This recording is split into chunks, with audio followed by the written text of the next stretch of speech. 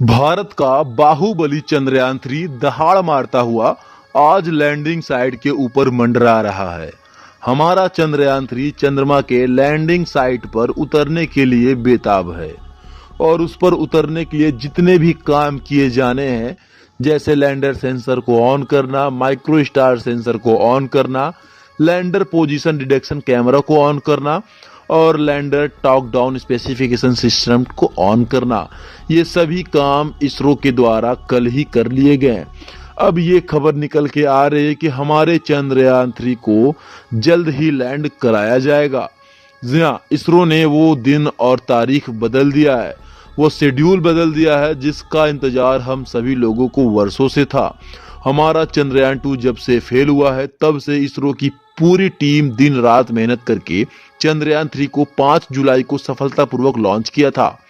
हमारा जब चंद्रयान 3 लॉन्च हुआ तब हम सोच रहे थे कि अब हमारा चंद्रयान 3 चांद की सतह पर बड़े आसानी से लैंड करेगा, लेकिन तभी अचानक रसिया का लूना 25 लॉन्च हो गया और जिसके कारण इसरो को अपने सारे शेड्यूल में बदलाव करने पड़े। दोस्तों, उन्हीं में से एक सबसे बड़ा लैंडिंग डेट हुआ है। जी हाँ, आपको बता दें, इसरो ने लैंडिंग डेट में बड़ा बदलाव कर दिया है। जी हाँ, पिछले एक सप्ताह से काफी कंफ्यूजन था। इसरो को समझ में नहीं आ रहा था कि हम अपने चंद्रयान 3 को एक्चुअल लैंडिंग डेट पर ही उतारे या फिर उससे पहले उतारे, क्योंकि इसरो को ये डर है अगर हम चंद्रयान 3 को अपने एक्चुअल डेट पर उतारने की कोशिश करते हैं तो कहीं लूना 25 चुपके से चंद्रयान 3 वाली साइट पर पहले लैंड न कर जाए, और अगर हम अपने चंद्रयान 3 को समय से पहले लैंड करा देते हैं तो कहीं इंपॉर्टेंट डाटा हमारे हाथ से छूट ना जाए।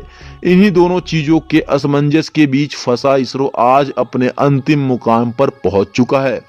इसरो के वैज्ञानिकों ने वो फैसला ले ही लिया है, सबसे महत्वपूर्ण अनाउंसमेंट भी कर दिया है जिसका इंतजार पिछले 3.5 सालों से था।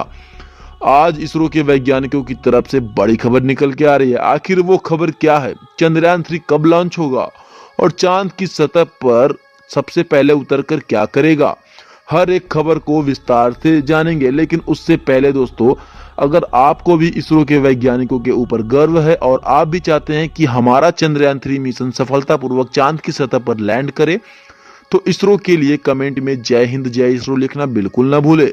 साथ ही साथ इसरो के इस महत्वपूर्ण काम के लिए एक लाइक जरूर करें, और अभी तक आपने अगर हमारे चैनल को सब्सक्राइब नहीं किया है तो फटाफट चैनल को सब्सक्राइब कर ले। यहाँ पे आपको चंद्रयान 3 से जुड़ी बिल्कुल सही और सटीक जानकारी मिलती रहेगी। दोस्तों, आपको बता दें, चंद्रयान 3 अब ऐसी जगह पर पहुंच गया है जहां पर करीब 3 साल पहले चंद्रयान 2 की असफलता के साथ भारत की चांद पर उतरने की पहली कोशिश नाकाम हुई थी। ऐसे में अब इस प्रक्रिया पर बारीकी से नजर रखी जा रही है। चंद्रयान 3 का विक्रम लैंडर अब चांद की सतह से महज मात्र 100 किलोमीटर की दूरी पर रह गया है। इसरो ने गुरुवार को पहले डिबूस्टिंग प्रक्रिया के जरिए विक्रम लैंडर की कक्षा को घटाई है। चांद के दक्षिणी ध्रुव के सफर पर निकला भारतीय अंतरिक्ष अनुसंधान संगठन इसरो का चंद्रयान 3 अब तक हर चुनौतीपूर्ण मोड़ को सफलतापूर्वक पार करता रहा है। इसरो ने शुक्रवार को बताया कि चंद्रयान 3 के लैंडर मॉड्यूल को चंद्रमा के करीब ले जाने वाली डिबूस्टिंग प्रक्रिया सफलतापूर्वक पूरी कर ली गई है और इसकी स्थिति सामान्य है। उम्मीद है कि 23 अगस्त से पहले चंद्रयान 3 को मून लैंडर चंद्रमा के दक्षिण ध्रुव पर सॉफ्ट लैंडिंग करेगा। हालांकि इसरो के मिशन मून के लिए आखिरी के कुछ मिनट काफी अहम माने जा रहे हैं। वैज्ञानिक इस चिंता के आखिरी क्षण की संज्ञा दे रहे हैं जो चंद्रयान 3 का भविष्य तय करेगा। इसरो का पिछला मून मिशन यानी चंद्रयान 2 भी इसी लास्ट मिनट ऑफ टेरर का शिकार हुआ था और जापानी प्राइवेट कंपनी हकाटू आर भी चांद की सतह पर जाकर अंतिम पलों में असफल हो गया था। आपको बता दें, हर स्पेस मिशन के अंतिम क्षणों को लास्ट मिनट ऑफ टेरर कहा जाता है। जब लैंडिंग रोवर उस ग्रह की सतह पर लैंड करता है, इसी समय चंद्रयान 3 का मून लैंडर लूनर ऑर्बिट से निकलकर चांद की सतह पर उतरने की कोशिश करता है।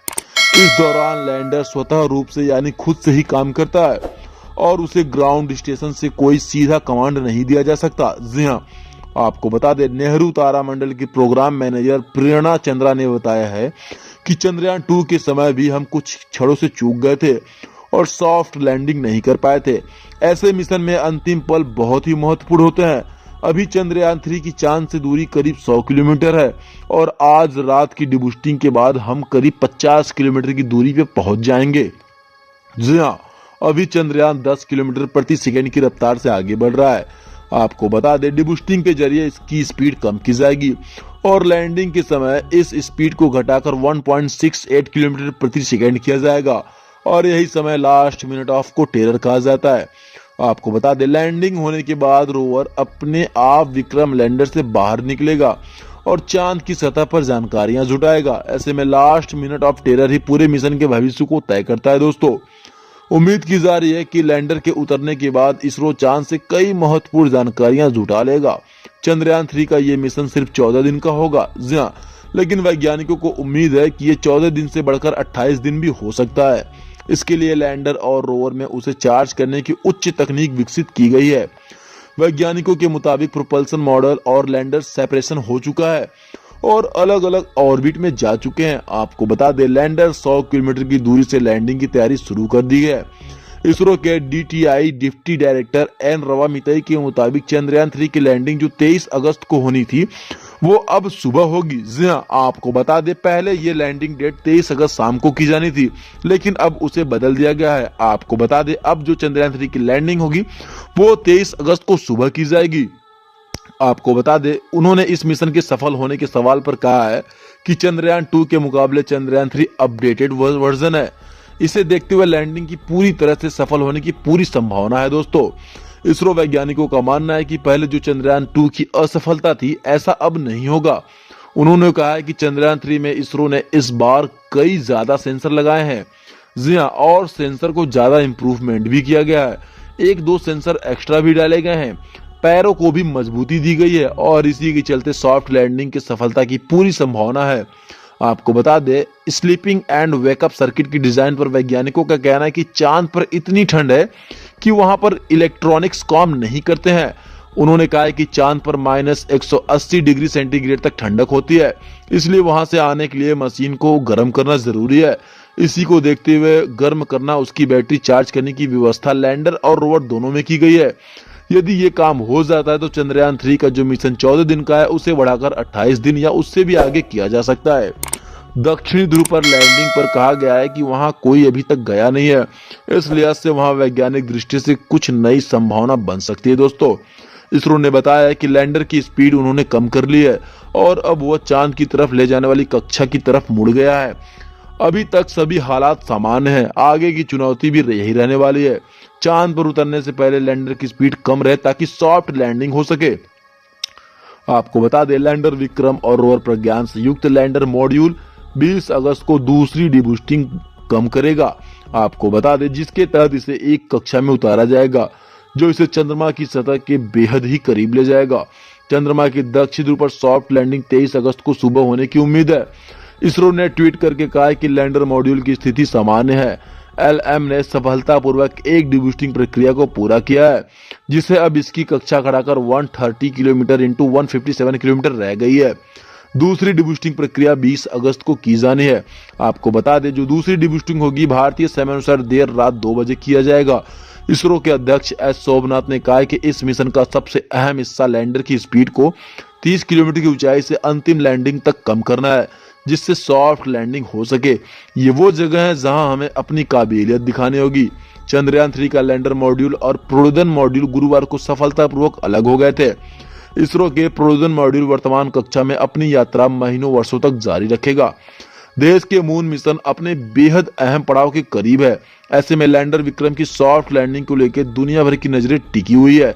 ऐसे में इस मिशन में एक बेहद खास किरदार है जो अभी तक छुपा हुआ है। जी हाँ, आपको बता दें, ये लैंडर विक्रम के पेट में छुपा रोवर प्रज्ञान है। इस पूरे मिशन का डार्क हॉर्स है। दोस्तों, आपको बता दें, विक्रम लैंडर के चंद्रमा पर लैंडिंग करते ही रोवर प्रज्ञान चंद्रमा की सतह पर उतरेगा। ये चंद्रयान 3 मिशन का कम्युनिकेशन इन चीफ है। चंद्रमा पर की गई खोज को प्रज्ञान ही धरती पर भेजेगा। ये रेक्टेंगुलर शेप में बना है। दोस्तों, आपको बता दें, रोवर प्रज्ञान पर सोलर पैनल भी लगे हुए हैं। इसके साथ ही ये 2 नेविगेशन कैमरों के समेत कई तरह के साइंटिफिक पोलैट से लैस है। ये लैंडिंग एरिया के आसपास अपने उपकरणों की मदद से वहां की मौलिक संरचना की जानकारी हासिल करेगा। आपको बता दें, प्रज्ञान में अल्फा पार्टिकल एक्स-रे स्पेक्ट्रोमीटर लगा हुआ है।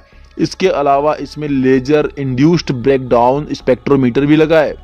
प्रज्ञान को इस तरह से तैयार किया गया है कि यह व्यापक केमिकल एनालिसिस भी करने में सक्षम है। आपको बता दें, रोवर प्रज्ञान का जीवन चांद के 1 से 2 दिन के बराबर है। यहाँ पर 2 दिन तक अपने खोज और जानकारियों को जुटाएगा। आपको बता दें, अमेरिकी वैज्ञानिक की माने तो चंद्रमा पर magnesium, aluminium, silicon, potassium, calcium, titanium और सोने के पहाड़ के साथ साथ आयरन से जुड़ी जानकारी भी है। जी हाँ, यह चंद्रमा से जुड़ी जानकारियां जुटाएगा। खास बात यह है कि चंद्रमा पर एक दिन धरती के 14 दिन के बराबर होता है। रोवर का इलेक्ट्रिक सिस्टम सोलर एनर्जी से संचालित है। खास बात यह है कि रोवर चांद पर भारत के निशान भी छोड़ेगा। आपको बता दें, रोवर के पिछले 2 पहियों पर चंद्रमा की सतह पर पैटर्न छोड़े गए। इसमें इसरो का लोगो और देश का राष्ट्रीय चिन्ह भी अंकित है। दोस्तों, अगर आप भी चाहते हैं भारत का मिशन चंद्रयान 3 सफल हो तो कमेंट में जय हिंद जय इसरो लिखना बिल्कुल ना भूलें और चंद्रयान 3 से जुड़ी सटीक जानकारी के लिए भी चैनल को सब्सक्राइब करके रखें। दोस्तों।